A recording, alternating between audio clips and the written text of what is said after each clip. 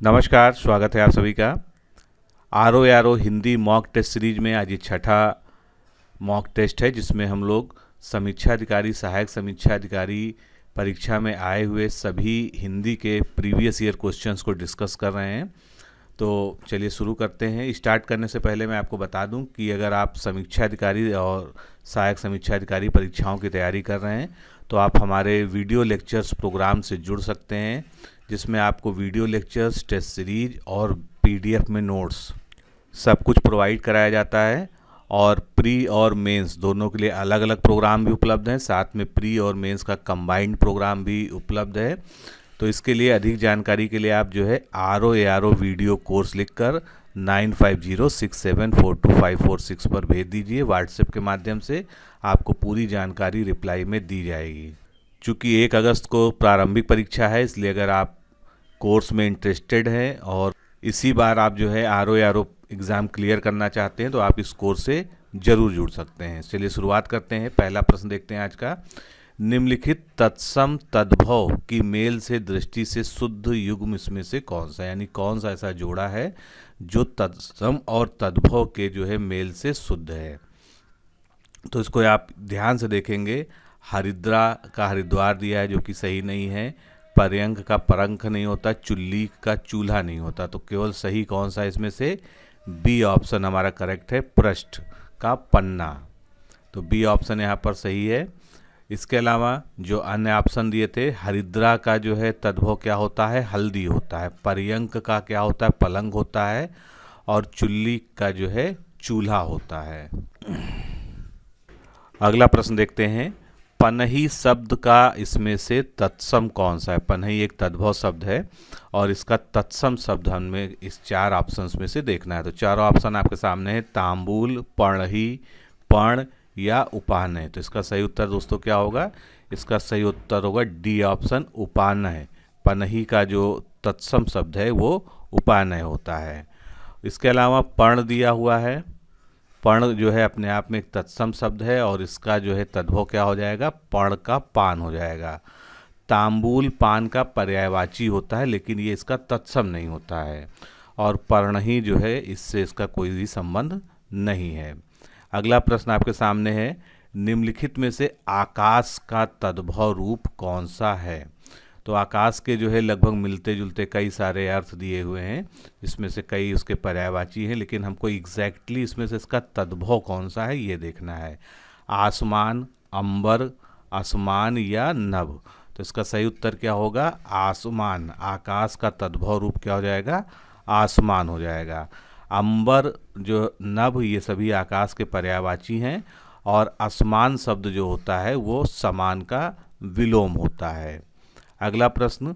निम्नलिखित में से गीध का तत्सम रूप कौन सा है? तो गीध का जो है चारों ऑप्शंस में से आप ध्यान से देखिए तो आप जो है समझ जाएंगे कि गीध का तत्सम रूप कौन सा है। गर्दभ, ग्रंथि, गंध या गृध। तो इसका सही उत्तर क्या होगा? गृध। सी ऑप्शन यहाँ पर सही होगा, जो कि गीध का तत्सम रूप है। गर्दभ जो है ये किसका जो है तत्सम होता है? इसका तद्भव होता है गधा। ग्रंथि का जो है तद्भव होता है गांठ। और गंध का जो है तद्भव होता है महक। अगला प्रश्न देखेंगे। निम्नलिखित शब्दों में से तद्भव कौन सा है? तो इसमें से एक तद्भव शब्द हमको देखना है कि कौन सा है। तो अगर आप पिछले क्वेश्चन को आपने ध्यान से देखा है तो निश्चित रूप से आप इस जो है तुरंत इसका उत्तर बता पाएंगे। तो इसमें से तद्भव कौन सा है? गधा। बी ऑप्शन यहाँ पर करेक्ट है। और इसका जो है तत्सम क्या होता है? गर्दभ होता है। बाकी दर्शन, ग्रामीण और यज्ञमान ये तीनों ही क्या है? तत्सम शब्द हैं, लेकिन इनका भी तद्भव आपको जानना जरूरी है। तो दर्शन को हम तद्भव में कैसे लिखेंगे? दर्शन इस तरह से लिखेंगे।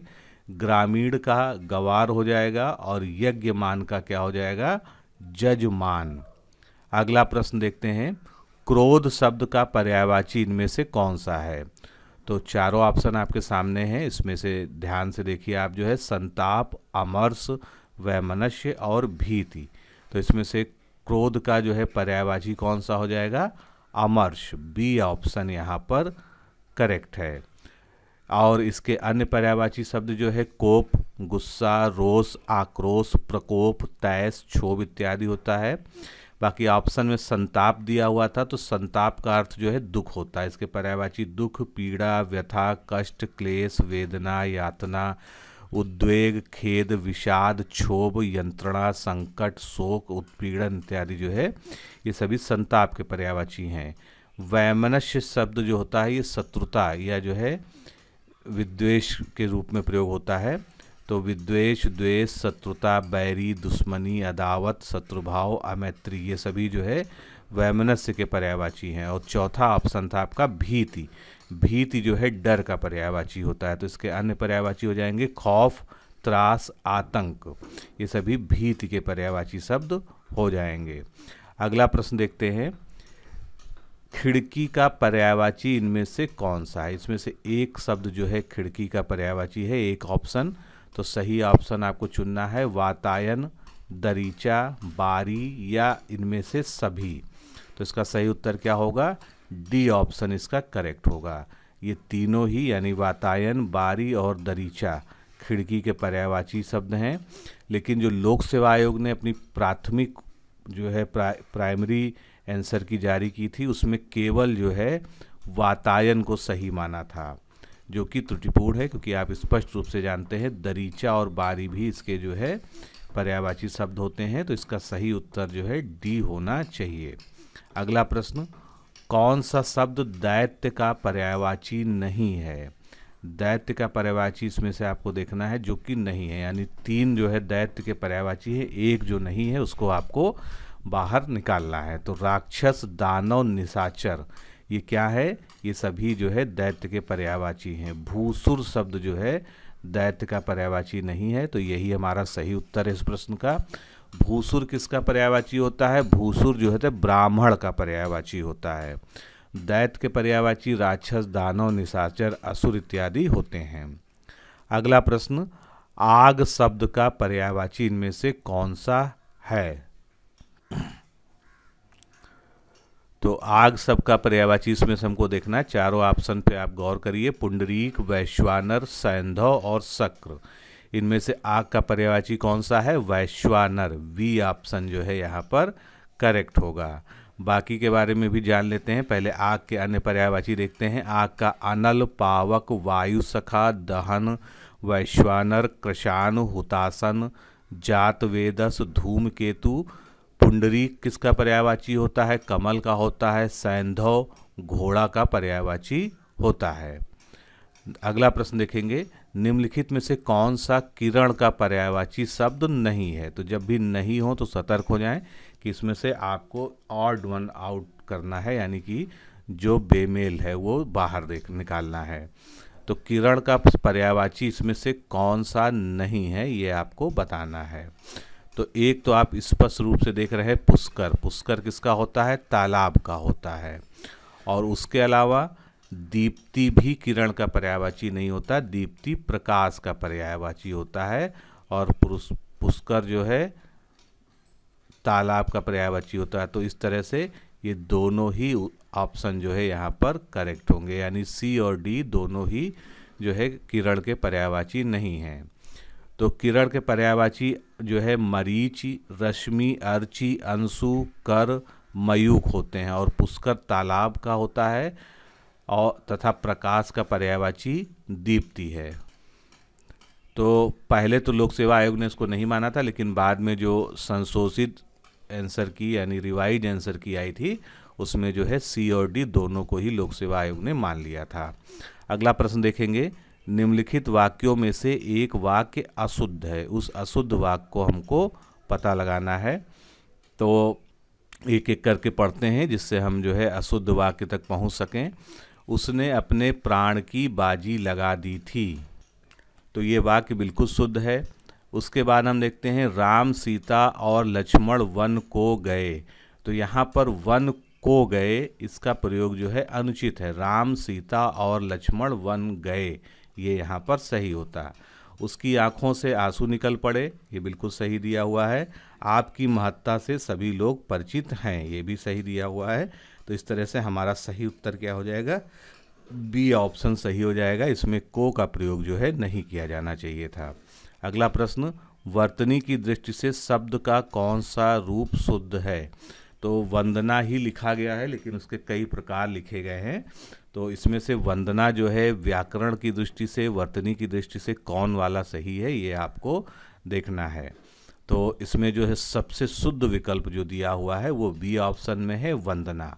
हालांकि कई लोग जो है वंदना इस तरह से लिखते हैं, ये भी प्रचलन में है, लेकिन व्याकरण की दृष्टि से जो है बी ऑप्शन जो है बिल्कुल सही है। और वंदना शब्द भी व्यवहारिक प्रयोग में है, लेकिन व्याकरणिक दृष्टि से केवल वंदना ही इसमें सही है। अगला प्रश्न देखेंगे, एक की वर्तनी इसमें से शुद्ध है।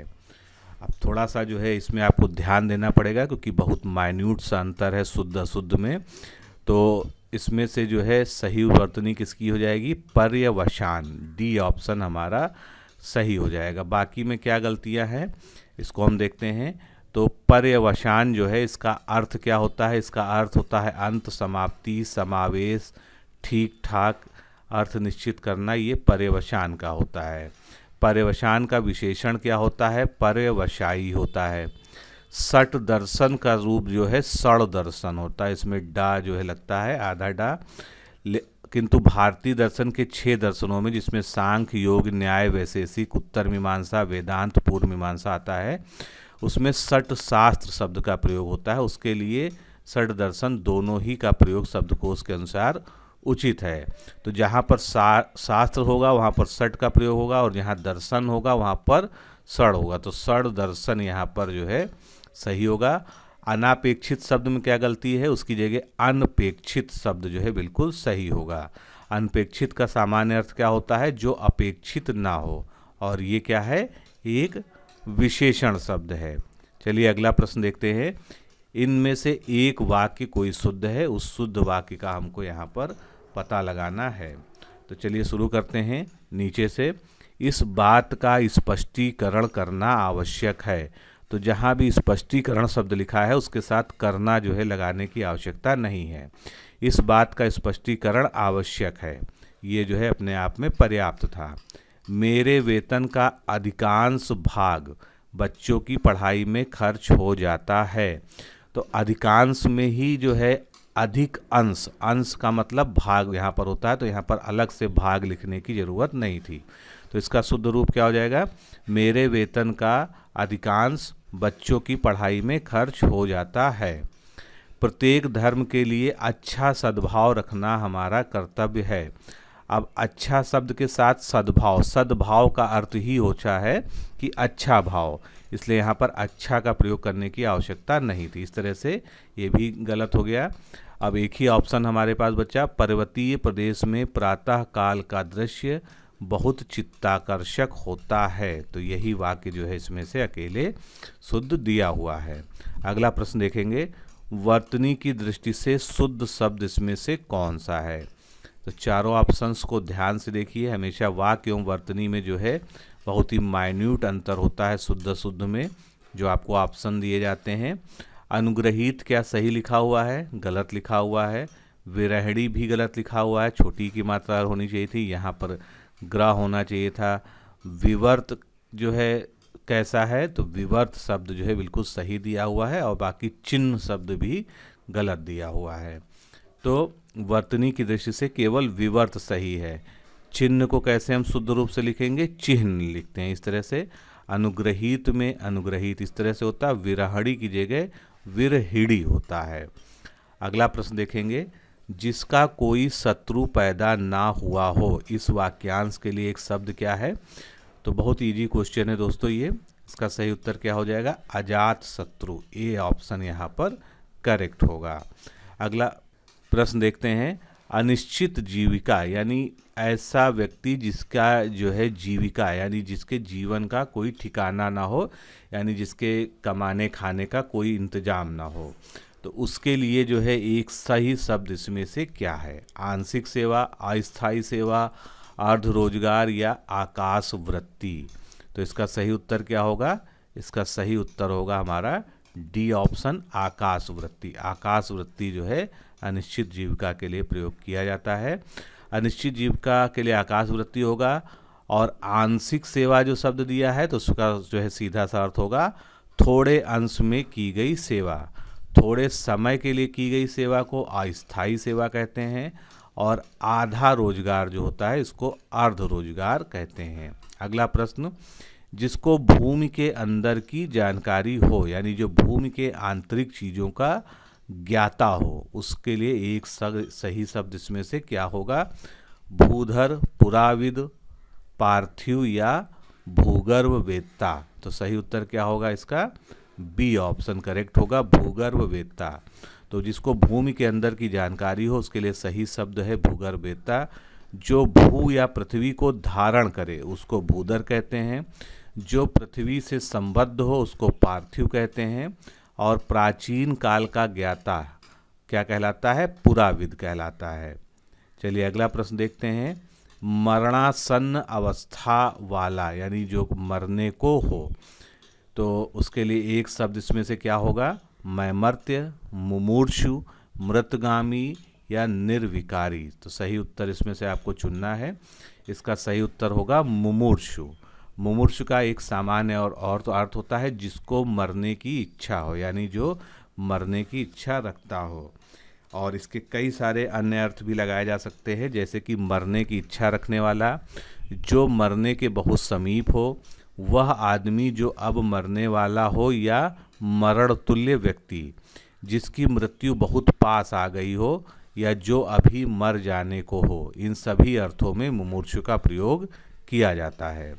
अगला प्रश्न, अच्छे कुल में जन्म लेने वाला, इसके लिए एक सही शब्द इसमें से कौन सा है? तो इसमें से एक सही शब्द आपको चुनना है राजपुत्र, द्विज, पूजनीय और कुलीन में से।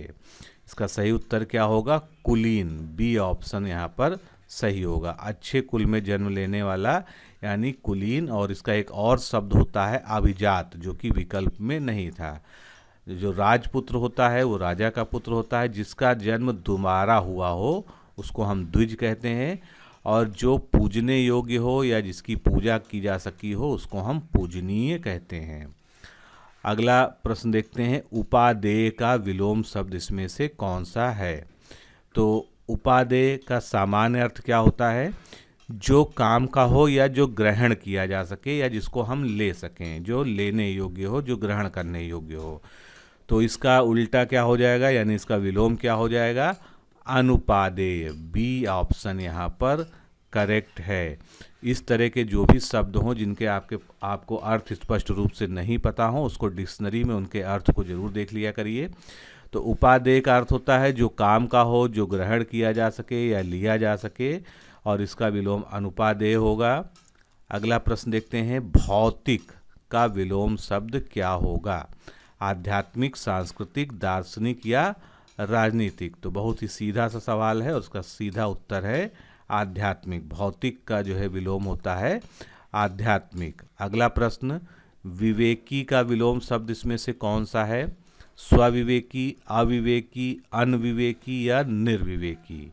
तो विवेकी का जो है विलोम शब्द क्या हो जाएगा? अविवेकी। सी ऑप्शन यहाँ पर करेक्ट होगा। अगला प्रश्न। राजा शब्द का विलोम लिखिए। तो राजा से मिलते ही जुलते विलोम शब्द आपको दिए गए हैं। गरीब, दरिद्र, भिखारी और रंक। लेकिन जो इसका सही उत्तर होगा वो होगा राजा का जो है रंक। सी ऑप्शन हमेशा इसमें सही होगा क्योंकि जिस शैली में आपसे प्रश्न पूछा जाए उसी शैली में आपको उत्तर देना है। अब राजा के अन्य विलोम भी होते हैं। अगर लिंग की दृष्टि से देखेंगे तो रानी होगा, वैधानिक दृष्टि से राजा का प्रजा होगा और आर्थिक दृष्टि से रंक होगा। इसलिए विकल्प के अनुसार जो है रंक बिल्कुल करेक्ट है। बर्बर का विलोम इसमें से शब्द कौन सा है? तो बर्बर का इसमें से विलोम क्या हो जाएगा? सभ्य शब्द हो जाएगा। अब यहाँ पर एक शब्द आपको कंफ्यूज करने के लिए बर्बर भी दिया हुआ है, लेकिन बर्बर जैसा कोई भी शब्द जो है नहीं होता है। बर्बर का विलोम शब्द जो है सभ्य होगा। उर्वर का विलोम अनुर्वर होगा। सीधा का विलोम टेढ़ा हो जाएगा। अगला प्रश्न। विद्वान व्यक्ति पूज्य होते हैं। तो विद्वान व्यक्ति पूज्य होते हैं, इसमें एक विशेषण प्रयोग किया गया है। वो किस तरह का विशेषण है? तो पहले विशेषण किस प्रकार का है, इससे पहले हमको पता होना चाहिए कि विशेषण इस वाक्य में है कौन सा। तो इसमें क्या विशेषण है, विद्वान। विद्वान किस तरह का विशेषण है, गुणवाचक विशेषण है। बी ऑप्शन इसका सही है। गुणवाचक विशेषण किसी वस्तु का गुण, रंग, आकार, अवस्था इत्यादि का बोध कराता है। कभी कभी गुणवाचक विशेषणों के आगे सा या सी भी जोड़ देते हैं। उदाहरण के लिए छोटा सा लड़का, बड़ा सा आदमी, ऊंचा सा मकान। रूपी या नाम या नामक और संबंधी शब्द को संज्ञा शब्द के साथ मिलाकर भी विशेषण बनाते हैं, जैसे विद्या रूपी धन, दंडक नामक वन, पाठशाला संबंधी कार्य।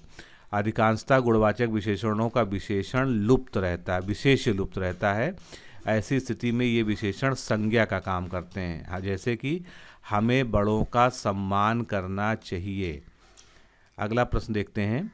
जिस विकारी शब्द से संज्ञा की मर्यादा व्यक्ति होती है तो उसे हम क्या कहते हैं। तो ये तो सीधी सीधी परिभाषा है, किसकी परिभाषा है, ये विशेषण की परिभाषा है। बी ऑप्शन यहाँ पर हमारा करेक्ट होगा। जिस विकारी शब्द से संज्ञा की व्याप्ति या मर्यादा जो है सीमित होती है उसे हम विशेषण कहते हैं। बाकी ऑप्शन में सर्वनाम दिया था, तो संज्ञा के स्थान पे हम जिन शब्दों का प्रयोग करते हैं उन्हें हम सर्वनाम कहते हैं। जैसे राम ने कहा कि वह बाजार जा रहा है, तो उसमें जो है वह सर्वनाम होगा जो राम के स्थान पर प्रयोग हुआ। इसी तरह से क्रिया हमारे ऑप्शन में था, तो जिन शब्दों से काम करना या काम का होना पाया जाए उन्हें क्रिया कहते हैं। अव्यय क्या होते हैं, जिन शब्दों के रूप में लिंग, वचन, कारक आदि के कारण कोई भी परिवर्तन नहीं होता है या विकार उत्पन्न नहीं होता है, उन्हें अव्यय या अविकारी कहते हैं। अगला प्रश्न, निम्नलिखित में से कौन सा शब्द एक विशेषण है। तो इसका सही उत्तर क्या होगा, ध्यान से देखिए। धर्म, जाति, चमकीला, धन। तो इसमें से हमको विशेषण शब्द चुनना है, तो सही उत्तर होगा हमारा सी। चमकीला का जो है चमक मूल शब्द है, जिससे जो है चमकीला विशेषण शब्द बना है। अगला प्रश्न, विशेष शब्द इसमें से कौन सा है। तो विशेष से आप जानते हैं अधिकतर जो है संज्ञा और सर्वनाम होते हैं, जो जिनकी विशेषता जो है विशेषण शब्द बतलाते हैं। तो बहुत ही सोच समझ कर जो है इसका आप उत्तर दे सकते हैं।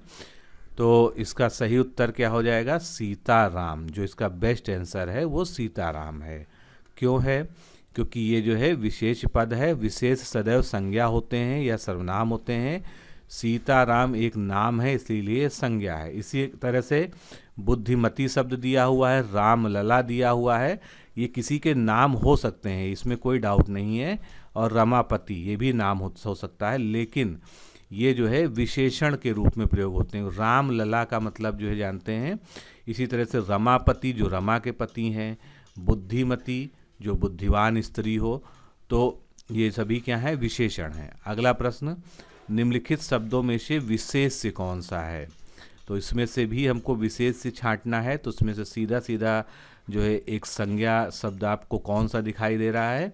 तो इसमें से संज्ञा शब्द आपको किताब दिखाई दे रहा है। अब इसका आपको विशेषण बनाना हो तो क्या बनाएंगे, इसका विशेषण हो जाएगा किताब का किताबी। तो यहाँ पर हमारा डी ऑप्शन करेक्ट है। तो दोस्तों इस तरह से आज हमने जो है 30 प्रश्नों को जो प्रीवियस ईयर के हैं हिंदी के सॉल्व किया। नेक्स्ट सीरीज में मिलते हैं जल्दी ही। नमस्कार, धन्यवाद।